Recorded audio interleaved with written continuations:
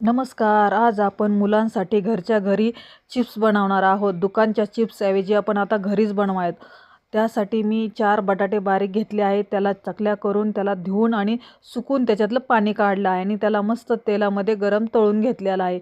छानपैकी असं मीडियम गॅसवरती तळून घ्यायचे आहेत आपले वेफर्स. खूप छान आणि कुरकुरीत होतात आणि मुलांसाठी पण खूप छान आहे. दुकानचे देण्याऐवजी आपण ताजे घरच्या घरी बनवू शकतो अगदी 10 मिनिटामध्ये.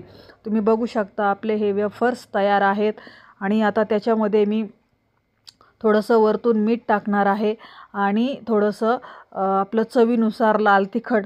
तुम्ही लाल तिखट लहान बाळ असेल तर मुलांसाठी स्किप करू शकता, पण शक्यतो लाल तिखट थोडंसं टाकलं ना तर खूप छान चव येते आणि खायला पण खूप कुरकुरीत आणि चवदार घरच्या घरी.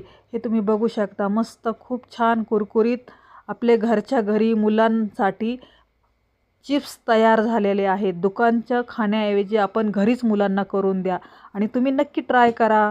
धन्यवाद.